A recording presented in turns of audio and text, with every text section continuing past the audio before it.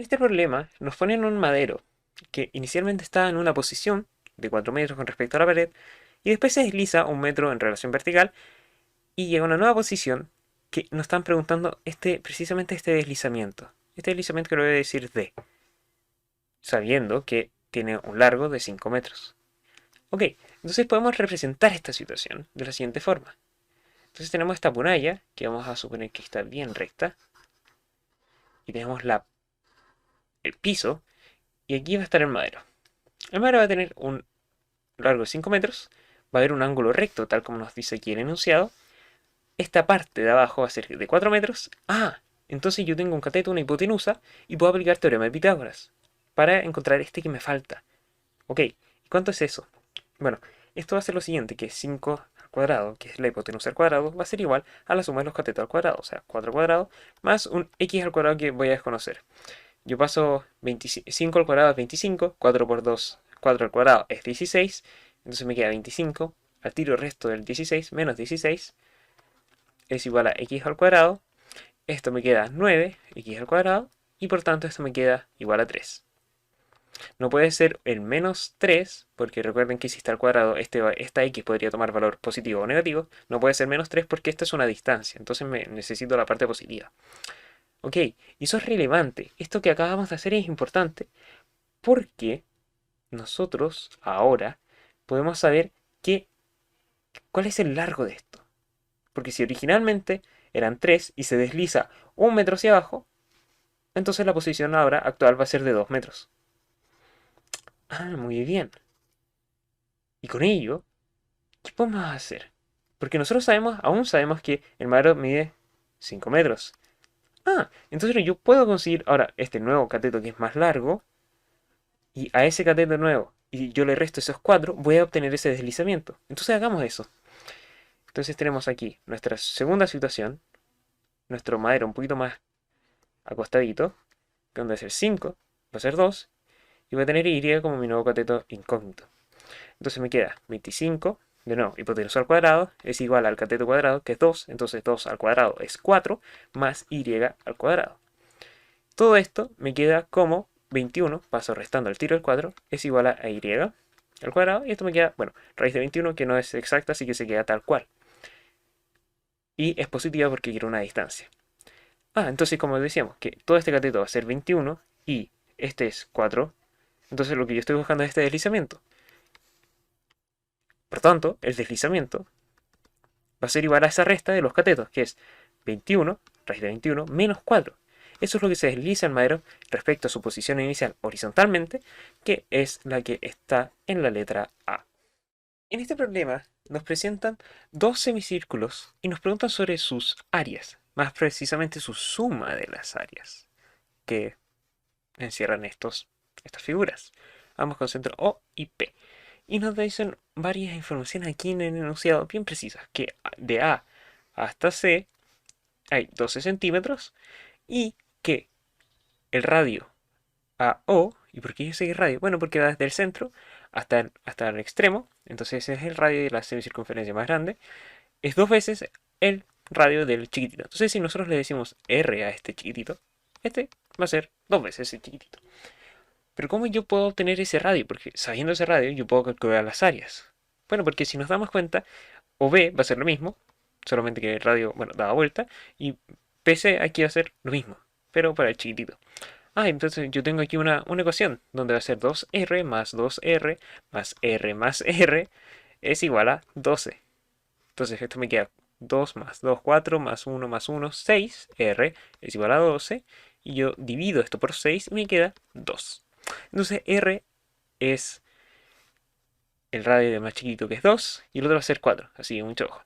Entonces cuando me dicen cuál es la suma de las áreas de los dos semicírculos, yo tengo que considerar que si el área para un círculo es r al cuadrado por pi, el de un semicírculo va a ser la mitad, porque es la mitad de este. Entonces, un medio.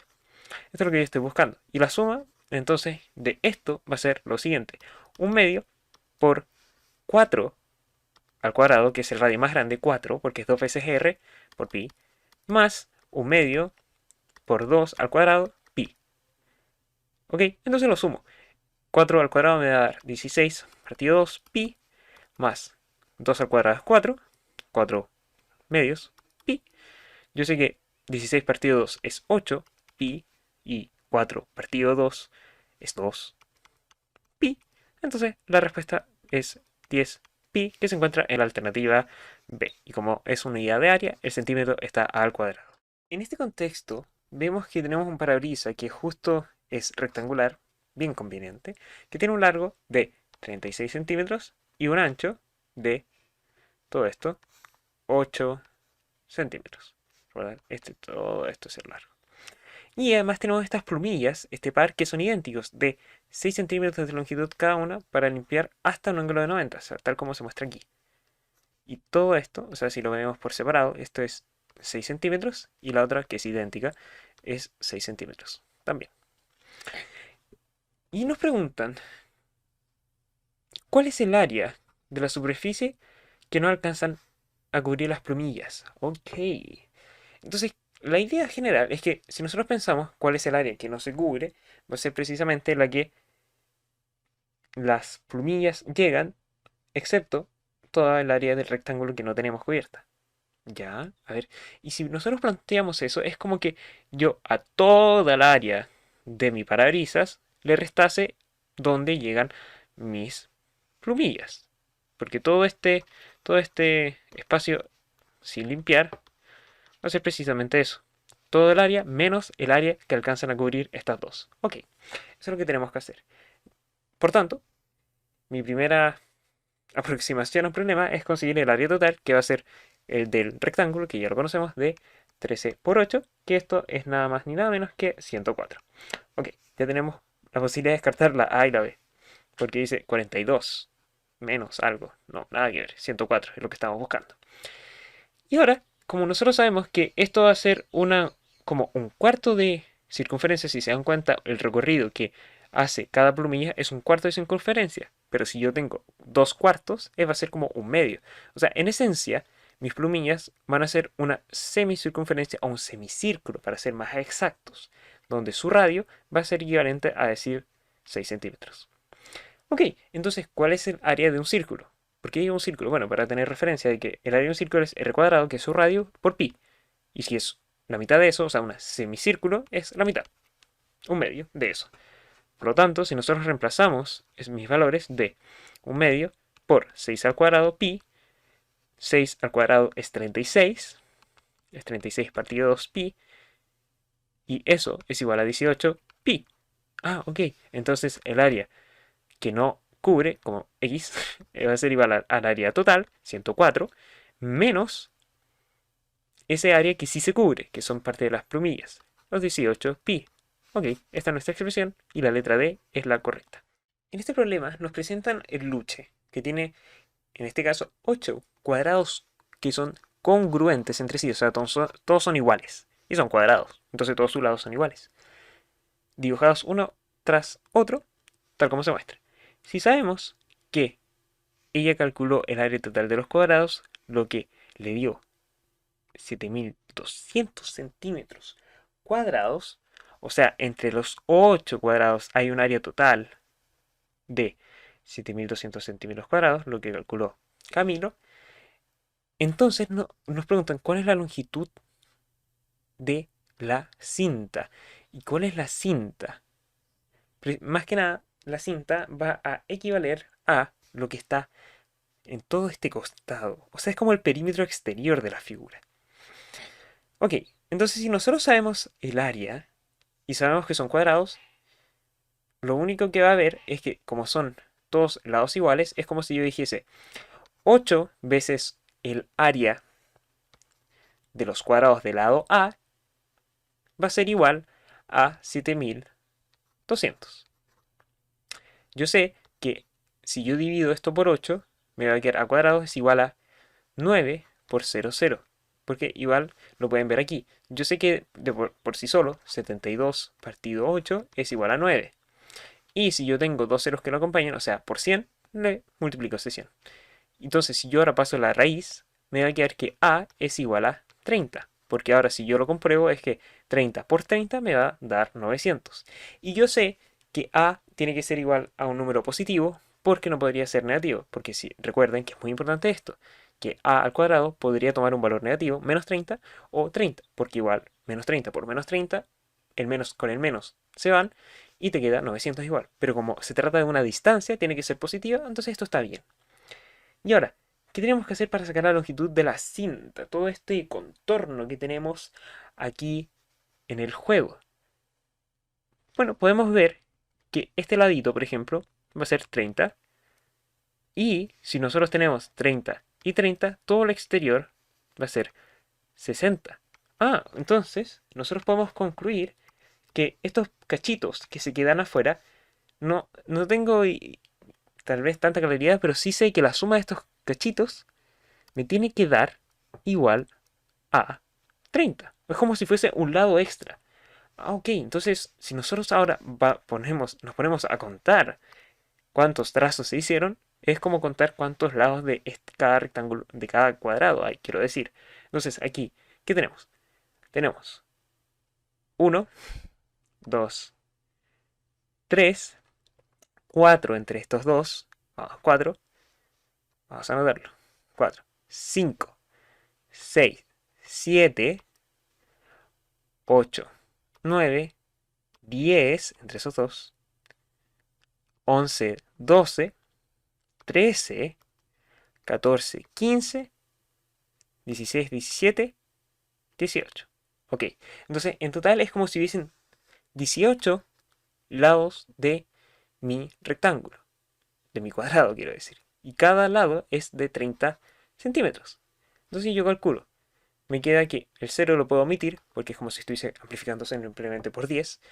Y me concentro en 18 por 3, que esto va a ser 4, pasa a la reserva, y me queda 5, y ahora bajo este 0, y me queda 540. Ok, entonces la longitud de la cinta, con todo esto que se trazó, que ahí está, es de 540 centímetros, letra C. En este ejercicio nos ponen tres vectores con distintos valores y una operatoria que debemos resolver. Entonces, sería bueno primero plantearlos para así tener mayor claridad sobre lo que debemos hacer respecto a cada uno de estos. De esta forma llegamos a esta expresión que notamos, lo primero es relevante que uno suma vectores, sus posiciones, según las x y las y. Nunca se mezclan, en el sentido de que yo sumo la primera coordenada de los tres vectores y después, o a la vez, yo sumo la segunda coordenada de los vectores. Pues siempre manteniendo ese orden de las x con las x, las abscisas con las abscisas y las ordenadas con las ordenadas o las y con las y. Por tanto, ahora lo que tenemos que hacer es aplicar propiedad distributiva entre el 2 y después también lo podemos hacer con el menos para ambas partes de este vector. Entonces nos queda menos 2,5, ese mismo, más 6, menos 4, dado que está el 2 multiplicando, más el 1,4, dado que pasó el menos 1 multiplicando ese vector. Entonces sumemos este primer vector, donde es menos 2 y 6, me da 4, 5 y menos 4 me da 1, más 1,4, después me da 4 más 1 me da 5 y 1 con 4 me da 5. Por tanto, la respuesta es la B. En este ejercicio nos dicen que AB es el resultado o la imagen de trasladar el punto R según el vector M y N y nos preguntan cuáles son las coordenadas R. Bueno, entonces primero, supongamos que R es igual a X, Y, así como puntos cualquiera, ¿no? Y si yo sé que lo está trasladando un vector M y N, eso es como decir que se suma una cantidad m a las x y una cantidad n a las y. O sea, yo puedo expresar esto como una ecuación, como x más y, como y quiero decir, más la traslación que se aplica, que es m y n. Eso tiene que ser igual al punto nuevo, que es a, b. Ok, entonces yo digo x, y es igual a, b, menos, paso todo este vector restando, m, n. Y entonces x, y es igual a menos m, ¿cierto? Porque el m pasa aquí restándose, coma b menos n. Recordando que no podemos mezclar las x con las y, sino que la a que es la x con la m con la x y la b que es la y con la n que es la y. Por tanto, nuestro punto R original es a menos m, b menos n, cuestión que se encuentra en la respuesta B. Este problema, bien particular, nos muestra un robot que Antonia programó para llegar a la posición B. Y para ello hizo esta serie de movimientos que sí o sí va a ejecutarse. Donde cada una de estas son traslaciones, de tal modo que, por ejemplo, el 1 se mueve 0 en las X, o sea, horizontalmente, y se mueve una unidad hacia arriba en la vertical. Y por tanto, nos damos cuenta que el robot no llega al punto B, que está aquí, con estos movimientos, y por ello nos preguntan cuáles de estos debería eliminar Antonia para que cumpla su objetivo y llegue a B. Entonces, bueno, en primera instancia veamos dónde queda cuando yo aplico todos estos movimientos. Partamos con el 1. Se mueve 0 a la derecha y 1 hacia arriba, o sea, me queda acá. Después el 2 se mueve 2 a la derecha y 0 arriba, o sea, 1, 2. Después queda 1 arriba y 1 a la derecha, que es 1 y otra arriba. Y después 4 a la derecha. 1, 2, 3, 4. Ok. Si nosotros nos damos cuenta, sí o sí necesitamos uno de estos dos movimientos, del 1 o del 3. ¿Y por qué el 1 y el 3 es prioridad? Porque este o este nos elevan o suben al robot en la misma vertical, en la misma horizontal que esta B. De otra forma, el 2 y el 4 no hacen movimientos verticales y por tanto, sí o sí necesitamos o el 3 o el 1. Por tanto, ya podemos descartar que la 4 no necesitamos y que la 2 tampoco. Porque además, si se dan cuenta, yo necesito esos movimientos horizontales para poder llegar a B. Pero entonces es en la Y lo que me está sobrando.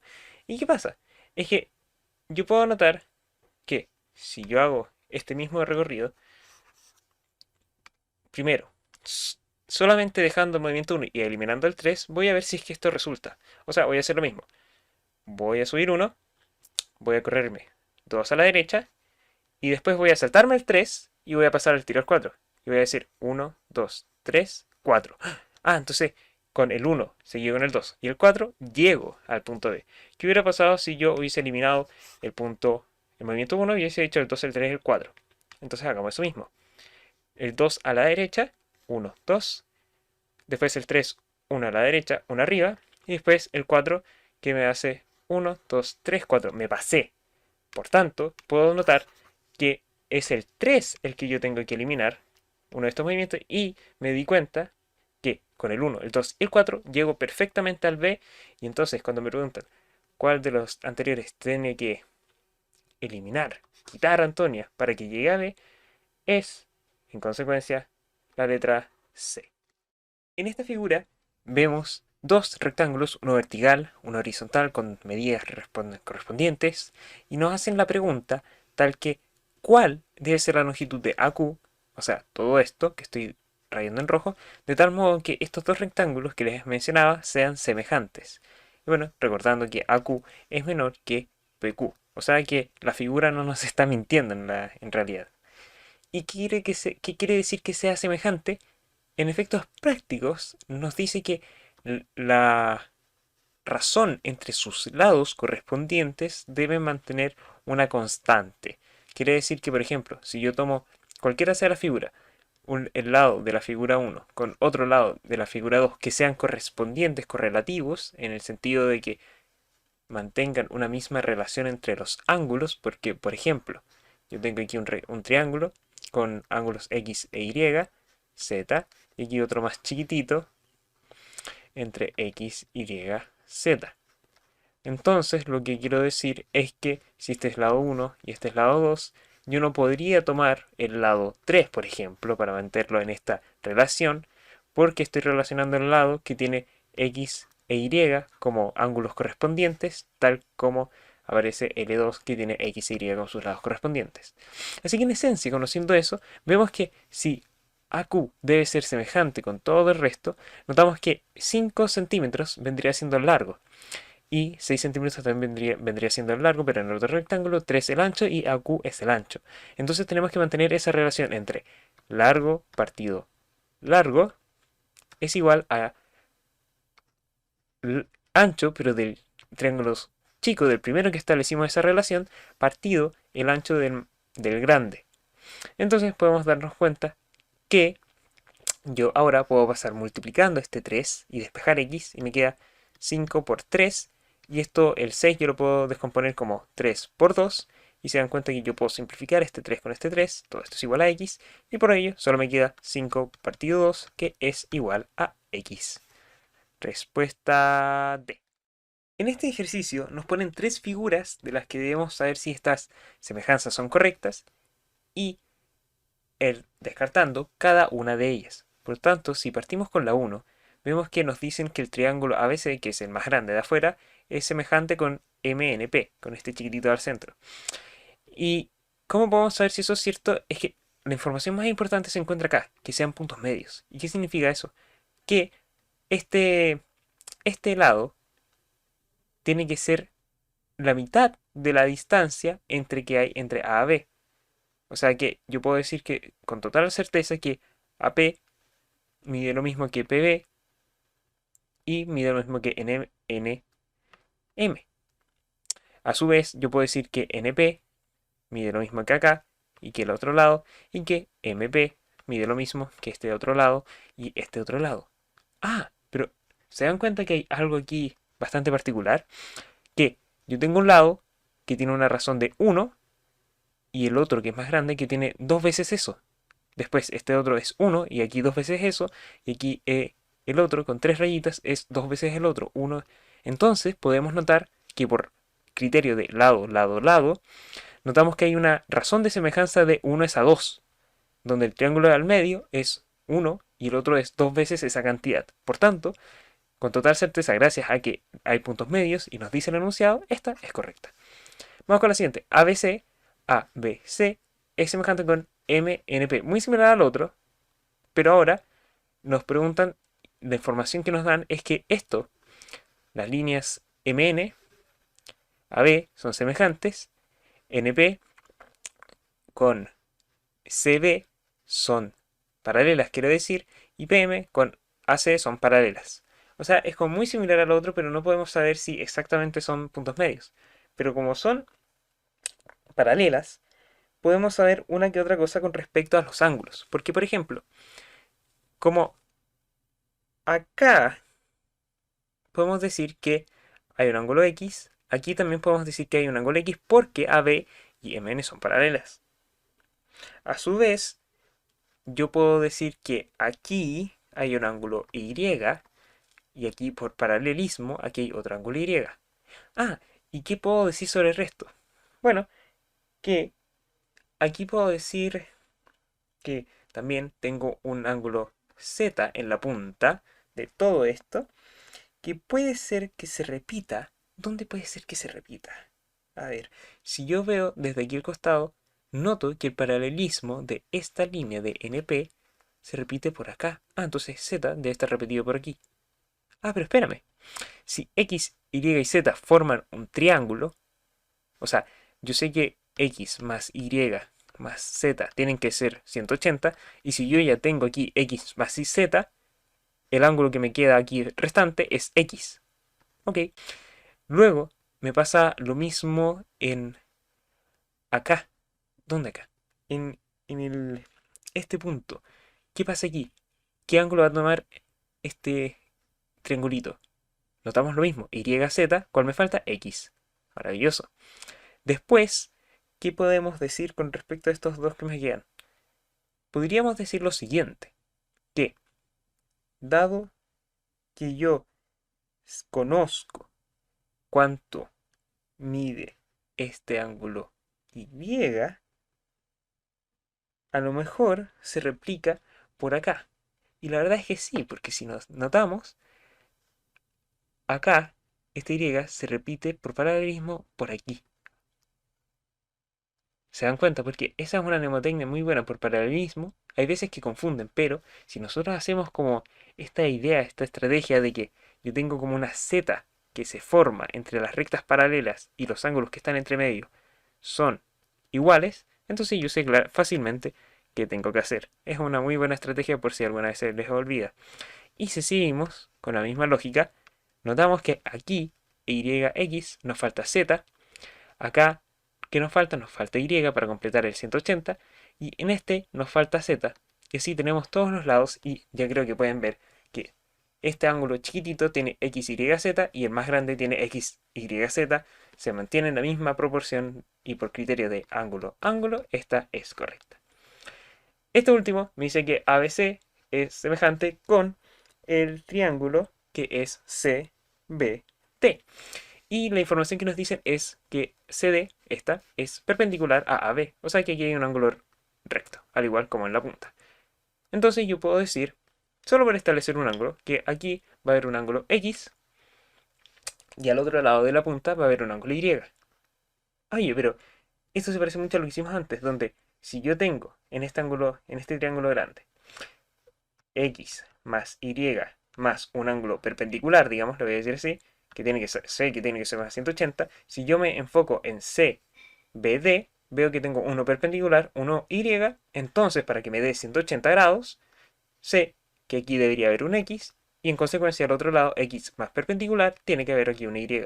Y notamos nuevamente que por criterio de ángulo, porque en el triángulo CBD se repite X, Y perpendicular, en el más grande se repite de nuevo perpendicular e Y, X. Entonces esta también es correcta, letra E. En este ejercicio nos ponen una situación donde hay dos postes verticales uno al otro, una cierta distancia entre estos, un cierto porte con respecto al que está en A, y el profesor le solicita a Marcela que determine la altura de B. Y ella dice los siguientes pasos, donde podemos ver que nos preguntan dónde cometió un error. Entonces tenemos que analizarlos, porque si partimos acá en el 1, nos dice, considera que con los datos del ejercicio se puede plantear la siguiente igualdad. 3 es a 4, ok. Entonces, ¿qué está haciendo ahí? Está diciendo que el triángulo que está aquí, en 3, en A, el centro y el poste, es una razón entre 3 a 4 y después es igual a otra razón. ¿Y por qué hace eso en primera instancia? Bueno, porque nosotros podemos ver que aquí hay una semejanza entre ellos. Porque si están en verticales con respecto al piso estos dos postes, podemos afirmar que hay un ángulo perpendicular o por último, esos dos ángulos son iguales. Pero podemos decir que son perpendiculares, o sea, de 90 grados. Y además hay un ángulo común en la punta que le podemos decir X. Y por criterio de ángulo-ángulo, en ambos triángulos, el grande del poste gigante y del otro triángulo más chiquitito, es que estos dos son semejantes. Pero no olvidar que es una relación entre el triángulo del poste grande y el triángulo del poste más chiquitito. Esa es la semejanza que estamos estableciendo y la que tenemos que hacer. Entonces de ahí nace esta igualdad. Pero cuando nos dice aquí Marcela que es 3 a 4, nos está diciendo considera este lado con este lado y ahora vemos que ese 4 corresponde a lo que podemos decir como la base, ¿no? La base de este triángulo y por tanto la base del triángulo grande, que es el del poste que estamos buscando, debería ser 8 más 4 es 12. Entonces podemos ya ver que esta relación es la incorrecta porque en realidad la razón de semejanza es 3 a 4, o sea, el poste partido su base es igual a la altura del poste, que lo vamos a decir poste aquí, partida toda su base o toda esta sombra que produciría, que es en verdad a 12 metros. Y por tanto aquí ustedes pueden ver que en verdad el tamaño, si uno pasa multiplicando el 12, te queda 3 por 12 partido 4 igual al poste, y lo voy a decir P nomás. Esto se simplifica con 12, esto es 3, y esto me da 9 metros. Por tanto, vemos que el error cometido por Marcela está en el paso 1. En este problema vemos un triángulo, más bien una escalera que nace de un triángulo, que queremos medir de tal forma que AB nos permita construir este descanso en esta escalerita. Entonces, sería bueno analizar qué medidas tenemos, qué es nuestro triángulo más grande. Porque si nosotros lo dibujamos, más o menos, no tiene que ser tan exacto nuestro dibujo, ciertamente, es algo así, donde este es AB, que es el que nos interesa conseguir, y esta medida que está aquí sobrando, o sea, más bien que sobrando, es la que se extrajo, y vendría siendo C. Todo esto mide 9 por la primera figura, todo esto mide 6 por la primera figura. Estas líneas punteadas las extraigo de la segunda figura, esta que está al medio. Estos ángulos rectos también. Y por último, este mide 1. También me faltaba que este mide 2, todo esto en metros. Y por diferencia, este debe medir 4. Entonces, si nos están pidiendo AB, podemos ver que obtener el cateto que está abajo, que vamos a decirle D a este punto, sería muy conveniente conocerlo porque así podemos aplicar teorema de Pitágoras, donde va a ser el al lado AB igual a la raíz de 4 al cuadrado más el lado de B al cuadrado. Y sería muy conveniente porque así podemos obtener cuál es el valor que nos está pidiendo. Y una forma de hacerlo es a través de una semejanza entre el triángulo que está aquí con la punta desaparecida, que se extrajo, ACD, y el triángulo más grande que va a ser, que va a venir desde A, le vamos a decir a esta punta, ¿no es cierto? Hasta E, que le vamos a decir a esta otra, y hasta F. Entonces, ¿por qué podemos afirmar que hay una semejanza? Porque entre este triángulo al ACD y AEF, ambos tienen un ángulo perpendicular y comparten un ángulo que está aquí en la punta y por tanto, por criterio ángulo-ángulo, vemos que son semejantes. Entonces, eso nos permite establecer la siguiente relación entre 6 es a 9, o sea, relaciono el alto, si se quiere, partido la base del triángulo AEF, que todo eso debe ser igual a, de nuevo, el alto del triángulo ACD, que sería 4, dividido la base, que vendría siendo DC. Y eso es muy importante, porque nosotros conocemos cuánto mide BC, entonces conociendo DC le restamos S1 y podemos obtener DB y obtener AB. Entonces, muy bien. Despejamos DC de esto, nos queda DC es igual a, multiplicando por 9 y pasando multiplicando DC al otro lado, nos queda 6 por DC es 9 por 4, y yo ahora dividido por 6, me queda DC es igual a 9 por 4 partido 6. Esto yo lo puedo simplificar como 9 por 4 partido 3 por 2. Este 3 se va con este 9, que me queda 9 partido 3 es 3, y 4 partido 2 es 2, entonces esto me queda 6. Entonces, si todo esto que va a estar mostrado en azul es 6, en consecuencia, lo que está en DB debe ser 5.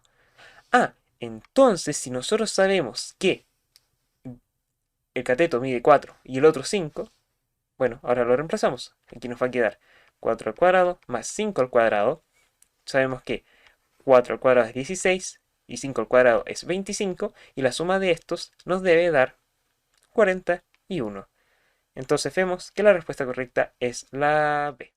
En este ejercicio vemos que una cancha de fútbol tiene un largo de 36 metros. O sea, este triángulo de abajo, de A a B, es igual a 36 metros. Después nos dicen que A envió un balón recto hacia P, y todo eso vendría siendo equivalente a una distancia de 32. Todo esto es una distancia de 32 metros. Mientras que las personas también en B y Q hicieron lo mismo, y que estos balones chocan en M. Muy bien. Después las personas situadas en P, Q están en el mismo borde de la cancha, o sea, están en el mismo borde, en el mismo horizontal, y que el balón enviado desde A hasta el choque, o sea, hasta M, mide 24. Todo esto mide 24 metros. Por tanto, ahora nos piden qué distancia separa a las personas ubicadas en P y Q, o sea, nos están pidiendo por esta. Y le vamos a poner Q y P, el segmento Q y P. Entonces, si nos damos cuenta, aquí, dado que es una cancha rectangular, sabemos que es perpendicular en estos dos lados. Y por ello, sabemos que esas horizontales van a ser paralelas. Y si son paralelas, vemos que este ángulo, X, por ejemplo, se va a repetir en la otra punta de P, acá, arriba. Y si no lo ven tan claro, pueden hacer como un truquito con la Z, como con una Z, ¿no? Que recorre estas líneas paralelas, y entre las guatitas, entre estos ángulos que forma la Z, es donde se va a repetir el ángulo. Y esta misma lógica se va a repetir para esta otra parte de la figura en Y y acá en Y.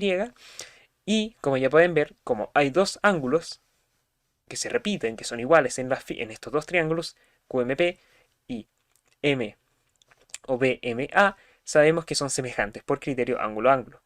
Y por tanto, es conveniente hacer una razón de semejanza. ¿Y entre qué? Bueno, entre ese largo, entonces planteámoslo, entre el largo del triángulo más grande, que es ABM, partido el otro largo o la base del triángulo chico, que es QP, y eso va a ser igual al lado lateral que involucra, vamos a llamarle a este vértice, este ángulo en el vértice Z, que involucra al lado que conlleva al ángulo X y Z. ¿Se dan cuenta? Porque de A hasta M, hasta el choque, ese ángulo, ese lado, tiene a los ángulos X y Z en sí mismo. Entonces va a ser igual a 24 partido el otro lado del triángulo más chiquito, QPM, o como sea, que también involucre a los lados, a los ángulos X y Z. O sea, vendría siendo a M y P. Solamente M y P, que, como sabemos cuánto mide AP y AM, en consecuencia, podemos decir que MP va a medir 8 metros. Entonces, partido 8. Sabemos que esto de 76 QP igual a 24 partido 8 es 3. Si yo multiplico, paso multiplicando al otro lado QP, me queda 36, es igual a 3 QP. Y ahora divido por el 3, me queda que esto es 12 partido QP. Y por tanto, la respuesta correcta es la C.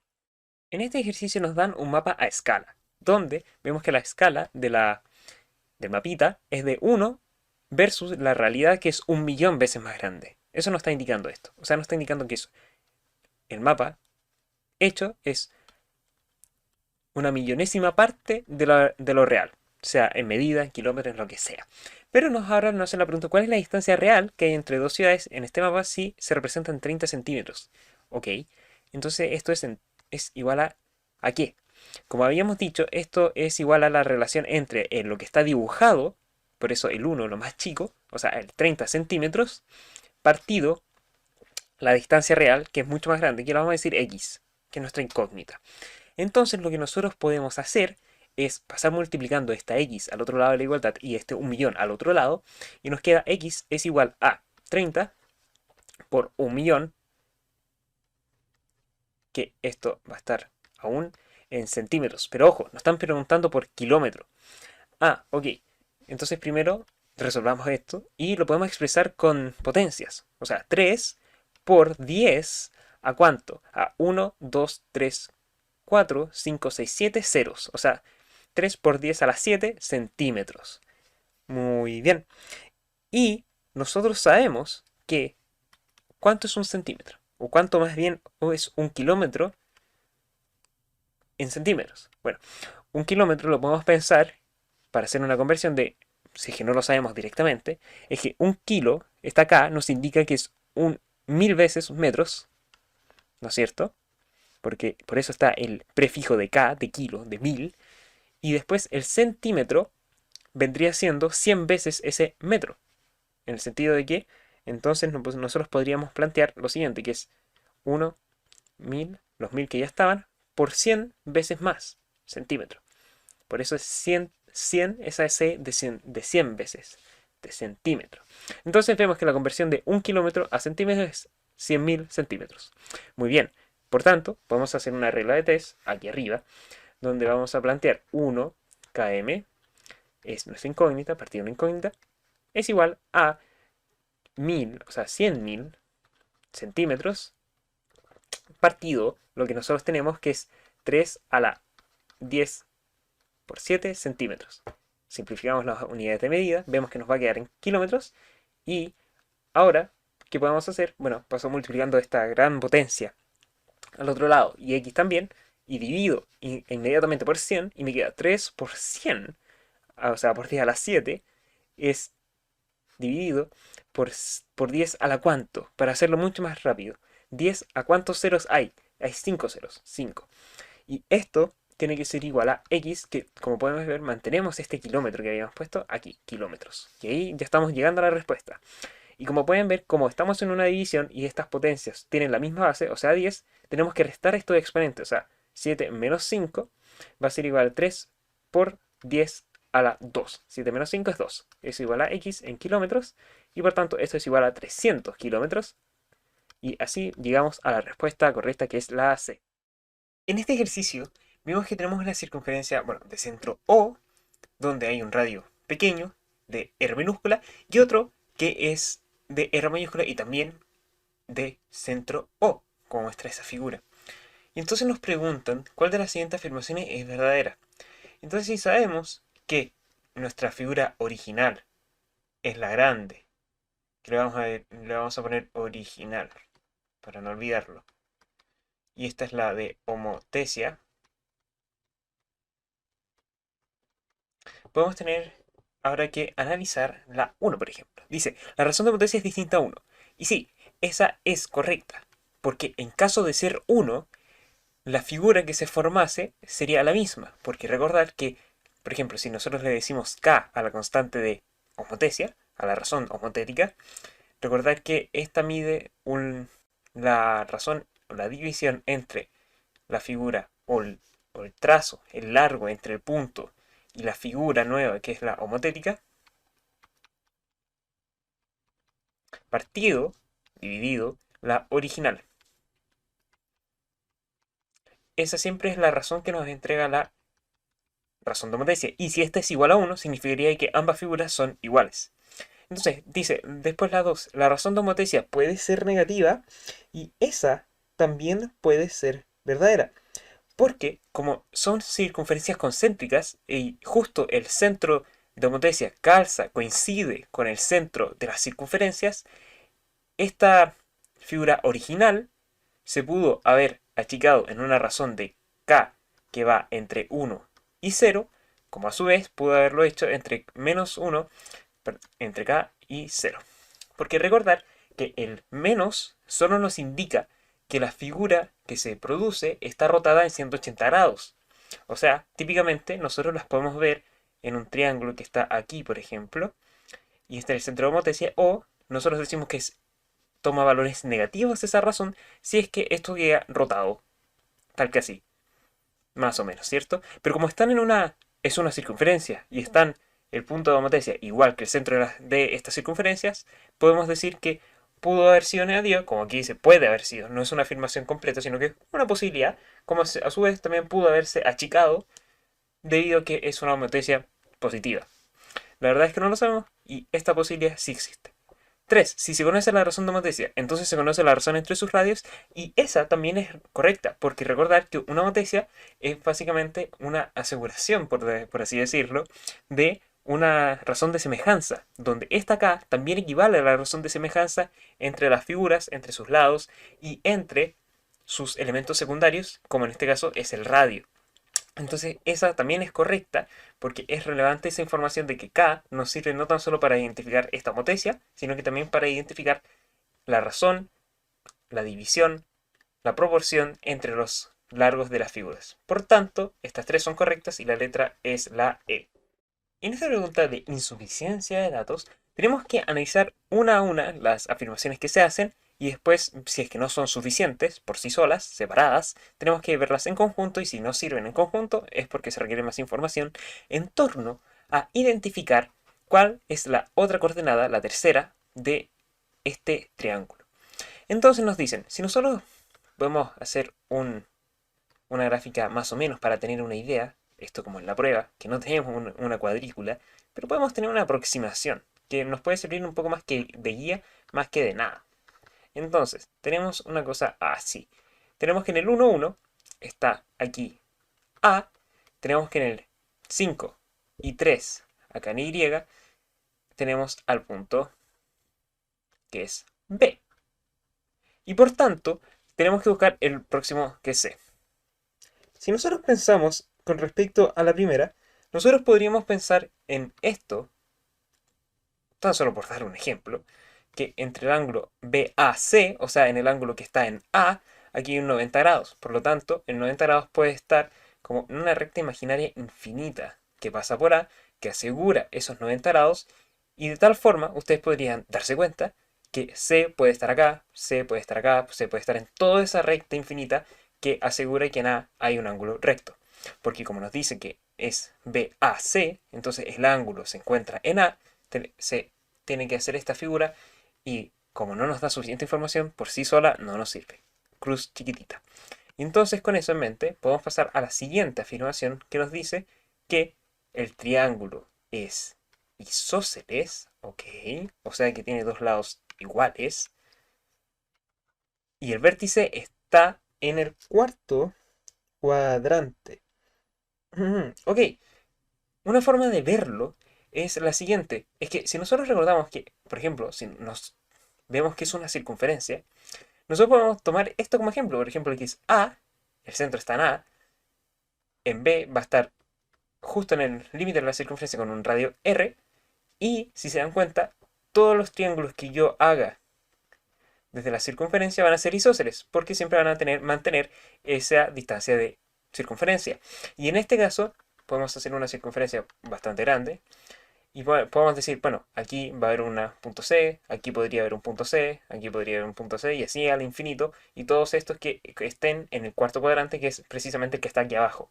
Y por ello, no podemos asegurar tampoco con la segunda que se encuentre la respuesta correcta.